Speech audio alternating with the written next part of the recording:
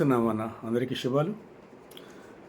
మరి good Friday సిరీస్లో భాగంగా మనం ఇప్పుడు యేసయ్య శిలువ మీద పలికిన రెండవ మాటని అధ్యయనం చేసుకుందాం. యేసయ్య శిలువలో పలికిన రెండవ మాట లూకాసు వార్త 23:43. నేడు నీవు నాతో కూడా పరదేశంలో ఉందువని నిశ్చయముగా నీతో చెప్పుచున్నాను. ఈ మాట యేసయ్య రెండవ దొంగతో అంటారు. ఇక్కడ రెండవ దొంగ అన్నప్పుడు బందిపోటు దొంగలని తర్వాత రాయబడింది. ఇది ఇద్దరు బందిపోటు దొంగలకి కూడా కలిపి ఆయన్ని మధ్యలో ఏసియా ఇటు పక్కన అటు పక్కన ఇద్దరు బందిపోటు దొంగలు. ఒక బందిపోటు దొంగతో అంటే ఒక నేరస్తుడితో ఏసియా చెప్తున్నారు మాటలు ఇవి. మరి రోమా సామ్రాజ్యంలో శిలువ మరణం అనేది అత్యంత అవమానకరమైన దారుణమైన మరణం. అది అత్యంత దారుణమైన నేరాలు చేసేవాళ్ళకి మాత్రమే, అంటే బందిపోటు దొంగలు అంటే మనుషుల్ని చంపి వాళ్ళ ఆస్తులు సొమ్ములు దోచుకుపోయే వ్యక్తుల్ని, వారి సమాజానికి డేంజర్ కాబట్టి అలాంటి వ్యక్తులకి, అలాగే రోమ సామ్రాజ్యానికి వ్యతిరేకంగా పనిచేసిన తిరుగుబాటుదారులకి వేసే శిక్ష ఇది. ఖడ్గంతో మనిషిని నరికేస్తే క్షణాల్లో చనిపోతాడు. మనుషులకు భయం ఉండదు కాబట్టి ఇలా శిలువ మరణం ద్వారా శిలువ వేస్తే కొన్నిసార్లు వారం రోజులు కూడా శిలువ మీద ఉంటారట. గద్దలు కానీ కాకులు కానీ అవన్నీ పొడుచుకుంటా తినేస్తుంటాయి. కొన్ని దెబ్బలు కానీ గాయాలు ఉంటాయి కాబట్టి ఆ గాయాలు పొడుస్తూ ఉంటే అది అత్యంత దారుణమైన మరణంగా పేర్కొనబడింది. మరి అలాంటి ఇద్దరు దొంగల మధ్య ఏ పాపం చేయని నిర్దోషి పరిశుద్ధులైన యేసయ్యని సిలువ వేస్తున్నారు. ఆ విషయం కూడా మనం ఇంతకుముందే చెప్పినట్టుగా 700 సంవత్సరాల క్రితం రాయబడిన యెషయా గ్రంథంలో 53వ అధ్యాయంలో 12వ వచనం. మనం ఇంతకుముందు మొదటి మాట గురించి మాట్లాడుకున్నప్పుడు కూడా అదే మాట్లాడుకున్నాం. 53:12 దాంట్లో మొదటిగా ఏం రాయబడిందంటే ఆయన నేరస్తుల్లో ఒకనిగా లెక్కించబడ్డాడు.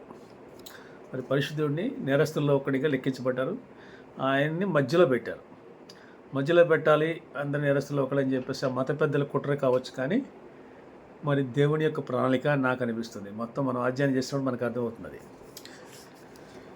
మరి ఇక్కడ మొత్తంగా ఒక ఇద్దరు నేరస్తులు, ఇద్దరు దొంగలు, ఒక పరిశుద్ధుడు యేసయ్య మధ్యలో ఉన్నారు.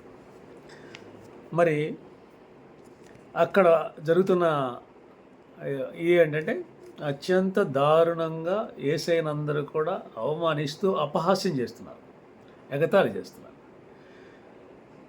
నువ్వు దేవాలయాన్ని పడగొట్టి 3 రోజుల్లో కడతారన్నా కదా, దిగిరా, అప్పుడు నేను చూసి నమ్ముతాం.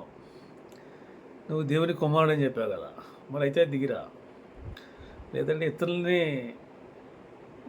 రక్షించావు కదా, మరణంలో ఉన్నవాళ్ళు లేపావు కదా, లాజరస్ని 4 రోజుల తర్వాత లేపావు కదా, దిగిరా అని అత్యంత దారుణంగా వ్యంగ్యంగా అటుకొని మత పెద్దలు, సైనికులు, అక్కడ ఉన్న కొంతమంది జనం ఏమీ తెలియకపోయినా, జనంలో కొంతమంది వాడికి అవతలకి ఏమీ తెలియకపోయినా మనం కూడా జనంతో కలిపి అనేస్తూ ఉంటాం ఏం తెలియపోయినా. అలాంటి మనుషులు, వారితో పాటు ఈ దొంగలు కూడా, ఇద్దరు దొంగలు అన్నప్పుడు కొంతమందికి అంటే ఎక్కువ మంది మనం చదివేటప్పుడు ఏంటంటే ఒక దొంగ ఏమో యేసయ్యని నిందిస్తున్నాడు, ఇంకో దొంగ మరి మంచిగా మాట్లాడాడని మనం ఎక్కువ మందికి బ్రెయిన్లో రికార్డ్ అయిపోయింది. ఇద్దరు దొంగలు అనే విషయాన్ని మత్తయి సువార్తికుడు 27వ అధ్యాయం 44లో చాలా క్లియర్గా రాశాడు. ఆయనతో కూడా సిలువ వేయబడిన బందిపోటు దొంగలను ఆయనను నిందించిరి. మొత్తం నిందిస్తున్న విషయం అంతా కూడా మత్తయి సువార్త 20వ అధ్యాయంలో 39 నుంచి 42 రాస్తే, 42 ఆఖరిలో రాస్తుంది ఏంటంటే ఇద్దరు దొంగలు కూడా, ఒక్కరే కాదు, ఇద్దరు దొంగలు కూడా ఆయనను నిందించిరి. ఇద్దరు అపహాస్యం చేశారు. కానీ ఆ తర్వాత జరిగిందే చరిత్ర. అయిన తర్వాత మళ్ళీ ఇంకో దొంగ ఏమంటాడంటే, నీవు క్రీస్తువు కదా, నిన్ను నువ్వు రక్షించుకున్నాము, మమ్మల్ని కూడా రక్షించు, మా ఇద్దరిని కూడా రక్షించు, నిన్ను రక్షించుకో, మమ్మల్ని కూడా రక్షించు అంటే ఇంకా డిమాండ్ చేస్తున్నాడు. ఆ క్యాండిడేట్ స్టేజ్లో ఉన్నాడు. నువ్వు దేవుడు కదా, దేవుడైతే చేయాలి కదా, మనందరం కూడా దేవుడే డిమాండ్ చేస్తాం, దేవుడైతే ఇలా చేయాలి అలా చేయాలి. మన నాలెడ్జ్తో దేవుడిని జడ్జ్ చేస్తూ ఉంటాం. జంతువులు మనకన్నా తక్కువ, జంతువుల కన్నా మనం ఎక్కువ, మన పైన ఎక్కడో ఆయన ఎక్కడో. ఆయన నాలెడ్జి, ఆయన ఆలోచన, ఆయన దీన్ని మనం ఏం చేస్తామంటే మన నాలెడ్జ్తో మనం జడ్జ్ చేస్తూ ఉంటాం. ఇలా ఉండి దేవుడు అంటే ఇలా ఉండాలి అలా ఉండాలని జడ్జ్ చేస్తూ ఉంటాం. ఆయన కూడా నువ్వు క్రీస్తువు కదా ఇలా చేయని డిమాండ్ చేస్తూ జడ్జ్ చేస్తున్నాడు అనమాట ఒక ఆయన. ఈ జనాలందరిలో చాలామంది జనంలో ఇలాంటి అభిప్రాయం ఉంటుంది. నేరస్తుడు అర్థంగా నాలాంటి ఒకప్పుడు నేను రక్షించబడకముందు నేను ఎలా మాట్లాడానో అలాంటి వ్యక్తులకి ఆయన ప్రాతినిధ్యం వహిస్తున్నాడు ఇక్కడ. ఇక రెండో దొంగ ఏం మాట్లాడుతున్నాడో ఒకసారి చూద్దాం. ఈ లూకాసు వార్త 23:40-42లో మొదటి వాడిని గద్దిస్తూ, నీవు దేవునికి భయపడవా అంటే దేవునికి భయపడాలనే ఫస్ట్ థింగ్ అనమాట. తప్పు చేస్తే దేవుడికి భయపడాలి, అది ప్రతి ఒక్కడికి ఉండాలి. పాపం ఈ దొంగకు వచ్చింది, అది చాలామందికి మనకు లేని విషయం అనమాట. ఆ దొంగ అని అనుకుంటాం కానీ అతనిలో కలిగిన గొప్ప విషయం ఏంటంటే దేవుడికి భయపడాలని తెలుస్తున్నాడు. నీవు కూడా అదే శిక్షలో అనుభవిస్తున్నావు కదా. మనల్ని శిక్షించడం న్యాయమే. మనం తప్పులు చేసాం, చాలా నేరాలు చేసాం, చాలామందిని చంపేశాం, మనకి న్యాయమే. మనం చేసిన నేరానికి తగిన శిక్ష అనుభవిస్తున్నాం. మన తప్పు కరెక్ట్గానే మనకు శిక్ష వేశారు, కానీ ఆయన ఏ అపరాధము చేయలేదు. ఇది అద్భుతం, మిరాకిల్.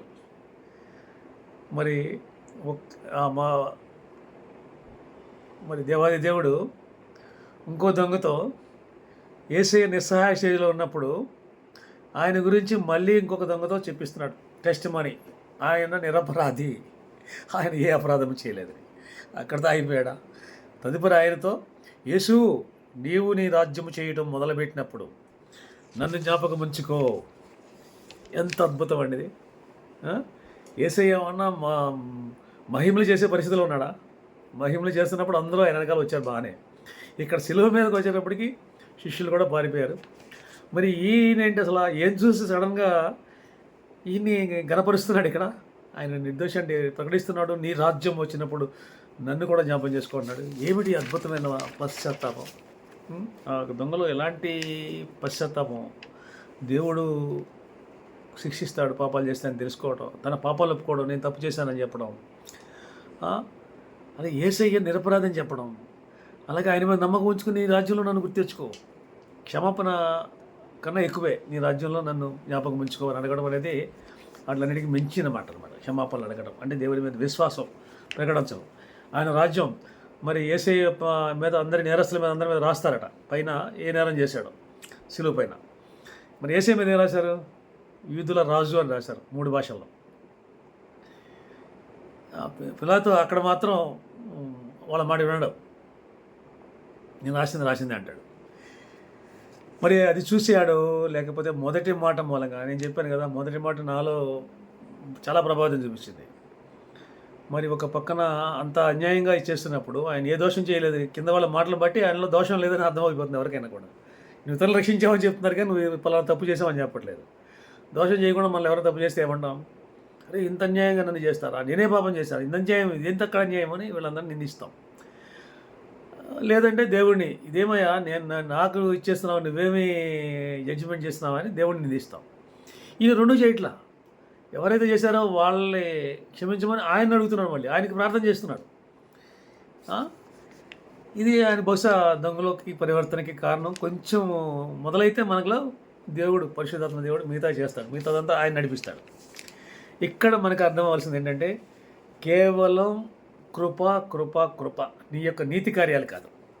ఎఫెసీయులకు రాసిన పత్రిక 2:8, మీరు కృపచేత విశ్వాసం వలన రక్షింపబడి ఉన్నారు, కేవలం కృపచేత. అలాగే రోమపత్రిక 3:24, వారు ఆయన కృపచేత ఉచితముగా నీతిమంతులుగా చేయబడుతున్నారు. కేవలం కృపచేత ఉచితంగా నీతిమంతులుగా చేయబడ్డాం. నేను ఈరోజు ఇక్కడ మాట్లాడుతున్నానంటే కేవలం ఆయన కృప, నా నీతి కార్యాలు కాదు. నేను పాపిని, నా పాపాలన్నీ ఆయన తీసుకున్నారు, ఆయన నీతి నాకు ఇచ్చారు. మరి ఇక్కడ దొంగ పశ్చాత్తాపం చెందాడు. మరి అక్కడ ఆ తర్వాత చెప్పాను కదా, మొదటి దొంగ, రెండవ దొంగ, తర్వాత యేసయ్య యొక్క ప్రతిస్పందన. యేసయ్య ప్రతిస్పందన ఎలా ఉందంటే అది ఒక అద్భుతం అన్నమాట.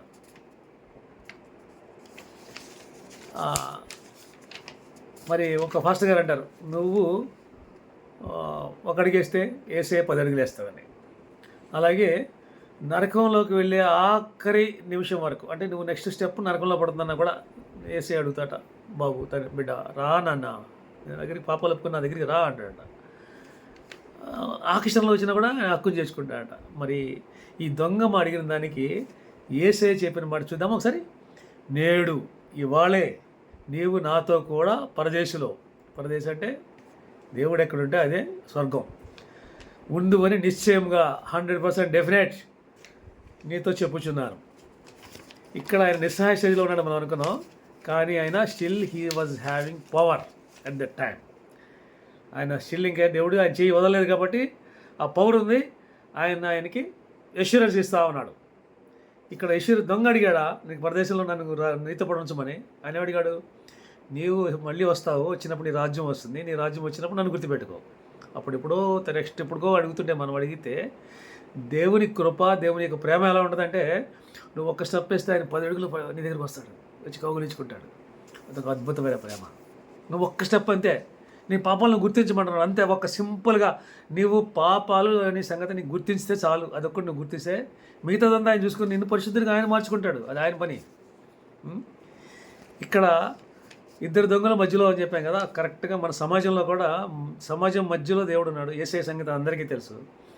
కొంతమందికి ఆయన మాట్లాడే అందరికీ మాటలు కూడా తెలుసు. అవి అర్థం చేసుకునే శక్తి కొద్దిమందికి ఉండి వాళ్ళు మాత్రమే రక్షించబడుతున్నారు. కొద్దిమంది అంతకుముందు నేను రక్షించబడకముందు నేను ఎలా మాట్లాడేవాడో, దేవుడు కదా ఇలా చేయాలి అలా చేయాలని ఆయనకి మనం చెప్తూ ఉంటాం అనమాట. అలా చెప్తూ ఉంటాం కానీ ఏమాత్రం పశ్చాత్తాపం. మరి వాళ్ళు రక్షించబడరు. ఇప్పుడు మనం దొంగను చూసి దేవుడు లాస్ట్లో కూడా రక్షిస్తాడు కాబట్టి పర్లేదు టైం ఉందిలే అనుకుంటే రేపు ఉంటామని గ్యారంటీ లేదు మనకి. రేపు ఉంటామని గ్యారంటీ లేదు. అలాగే ఆయన వచ్చినప్పుడు కూడా వచ్చిన తర్వాత మళ్ళీ నువ్వు అప్పుడు ఇంకో ఛాన్స్ ఇస్తానంటే ఒక్క ఛాన్స్. మరి ఇప్పుడు నరకంలో ఉన్న వాళ్ళందరూ అడుగుతున్నారట ఒక్క ఛాన్స్ అని. వాళ్ళకి ఛాన్స్ లేదు. నువ్వు నరకంలోకి వెళ్ళకముందు, నువ్వు చనిపోకముందు ఒక్క ఛాన్స్ అని నువ్వు అడిగితే ఓకే ఏసీ ఇస్తాడు. నువ్వు బతికుండగా ఊపిరుండగా. చనిపోయిన తర్వాత నీకు ఆ ఛాన్స్ లేదు. కాబట్టి ఇప్పుడే వెంటనే రక్షించబడాలనుకున్నప్పుడు రక్షించబడటం అనేది ఇమీడియట్గా ఇవాళే నీ తప్పులు ఒప్పుకొని రక్షించబడితే అది నీకు మోక్షం సిద్ధిస్తుంది. మరి ఇక్కడ ఒక తప్పిపోయిన కుమారుణ్ణి, మరి ఇక్కడ మనం ఆ రెండవ పాపి అనుకోండి, లేకపోతే నేరస్తుడు అనుకోండి, దొంగ అనుకోండి, ఆ వ్యక్తి ఆఖరిలో అడిగినా కూడా దేవుడు వెంటనే కృప చూపించి రక్షించాడు. ప్రాడిగల్ సన్, తప్పిపోయిన కుమారుడు గురించి మనం ఒకసారి చూస్తే, ఒక తండ్రికి 2 బిడ్డలు ఉంటారు. ఒక బిడ్డ పెద్ద బిడ్డ తన ఆయనతో ఉంటాడు, ఇంకొకడు నా ఆస్తి నాకు ఇచ్చేయమని చెప్పి తీసుకుని వేరే దేశంలోకి వెళ్ళి తినడము మొత్తం తాగడము సుఖించడం. వాడు ఎప్పుడైతే వాటిలో పడిపోయిన వాడు ఎవడు బాగుపడ్డాడనే చరిత్ర లేదు కదా. అతను కూడా మొత్తం నాశనం చేసుకుని పందుల పెంచే వాటిలో దాంట్లో ఉండి తౌడు తినడానికి కూడా సిద్ధపడుతున్న టైంలో నా తండ్రి దగ్గర పనిచేసేవాడు కూడా నాకన్నా బెటర్గా ఉంటాడు కాబట్టి నేను అక్కడికి వెళ్ళి పని చేద్దామని వస్తాడు. మళ్ళీ వస్తూ తండ్రి ఏం చేస్తాడు, ఇక్కడ ఈ రెండో పాపిని ఎట్లా అయితే వెంటనే నాతో పాటు నువ్వు ఉండవు అంటాడు. వెంటనే అట్లా తండ్రి హక్కుని చేర్చుకుని సేవకులకు పిలిచి మనకి పండగ చేద్దాం, దావత్ చేద్దాం, వేటను కోయమంటాడు. ఈ రెండో కుమారుడు ఆయనతో ఉంటాడు. ఆయనతో ఉన్న వ్యక్తి రాగానే కోపం వస్తుంది ఆయనకి. ఏంటిది, వాడు అంతా ఆస్తి పంచుకుని వెళ్ళిపోయాడు కదా, వాడికి ఏంటిది అని కోపం పడినప్పుడు లూకాసు వార్త 15:31లో ఆ తండ్రి అనే మాట ఏంటంటే, నా బాబు నువ్వెప్పుడు నా దగ్గరే ఉంటున్నావు కదా, నా దగ్గర ఉన్నదని నీవే కదా, నువ్వు నాతోనే ఉన్నావు కదా, నాతో ఇప్పుడు దాకా ఎంజాయ్ చేస్తావు కదా నా సంతోషాన్ని, నువ్వెందుకు అలా అసూయపడుతున్నావు? ఇక్కడ రెండో కుమారుడిని చూసినప్పుడు మన అందరం కూడా యేసయ్యతో ఉన్నాం అనుకునే మనుషుల గురించి మనం ఆలోచించుకోవాలి. యేసయ్యతో నిజంగా నువ్వు ఉంటున్నావా? నిజంగా ఉంటే నీలో ఒక అద్భుతమైన ఆనందం రావాలి. నేను చెప్తున్నాను కదా, నేను ఎప్పుడైతే రక్షించబడ్డాను, ఎప్పుడైతే నా పాపాలు ఒప్పుకున్నానో దేవుడు నన్ను క్షమించాడో, రక్షించబడ్డాను. అప్పటి నుంచి తెలియని తృప్తి, సంతోషం. ఆ సంతోషం ఎక్కడ ఏ కిక్కులో రాదు. ఎన్నో పాపాలు చేసినా ఆ పాపాలు ఎగదులో రారు కిక్కు. అది ఎంజాయ్ చేస్తున్నా. 63 సంవత్సరాలు నేను మిస్ అయ్యానని బాధపడుతున్నా. మరి ఇప్పుడు ఎప్పటి నుంచో మీరు అందులో ఉండి నన్ను చూసి అసూయపడ్డారు అనుకోండి, అరే ఇప్పుడు దాకా మీరు ఎంజాయ్ చేస్తారు, మీరు నన్ను చూసి అసూయపడతారేంటి? అంతే కదా. మీరు చిన్నప్పటి నుంచి ఏం చేశారు? నా జీవితం చిన్నప్పుడే నేను తెలుసుకున్నాను దేవుడిని. నా భార్యతో ఉన్న ఎన్నో మంచి గుర్తులు ఉంటాయి, చెడు గుర్తులు అసలు ఉండేవి కాదు. మా అమ్మతో, పిల్లలతో ఇలా. కాబట్టి మరి దేవునితో ఉండి, మన దేవుని సహవాసంతో ఉండి, పరిశుద్ధాత్మ దేవుని మాటలు వినకుండా మనం ఇంకా పాపంలో ఉన్నామా? పెద్ద కుమారుడిలాగా ఒకసారి ఆలోచించుకున్నాం. ఇప్పుడు 2 విషయాలు, మన నీతి కార్యాలు బట్టి కాదు. నీ నీతి కార్యాలు, నీ పాపాలు చూసుకుంటే పాపాలు ఎక్కువ ఉంటాయి. కాబట్టి నీతి కార్యాలు కాదు, నీతి కార్యాలను బట్టి నువ్వు రక్షించబడలేవు. కేవలం కృప, దేవుని కృపత వల్లనే రక్షించబడతామని చెప్పడానికి ఇది చెప్పారు. ఎందుకంటే ఆ దొంగ కానీ, ఆ నేరస్తుడు, రెండో దొంగ కానీ, నేరస్తుడు కానీ ఏ నీతి కార్యాలు చేయలేదు, ఆ టైం కూడా లేదు. దేవుని స్తుతించలేదు, ఆరాధించలేదు, ఆ టైం కూడా లేదు. అయినా కూడా దేవుని తన పాపాలు తెలుసుకున్నాడు, దేవుని మీద విశ్వాసం చూపించాడు. ఈ రెండు చాలు దేవుడిని వెంటనే హక్కును చేర్చుకోవడానికి. ఇప్పుడే దేవుడిని హక్కు చేర్చుకుందాం. అలాగే రెండో కుమారులాగా లేకుండా మనం దేవుని గుణగుణాలు అలవాటు చేసుకుని పరిశుద్ధాత్మ దేవుని సహవాసంతో మనం ఈ లోకంలో దేవునికి సాక్షాత్కార బిడ్డలుగా ఉన్నాం. అందరికీ నమస్తే.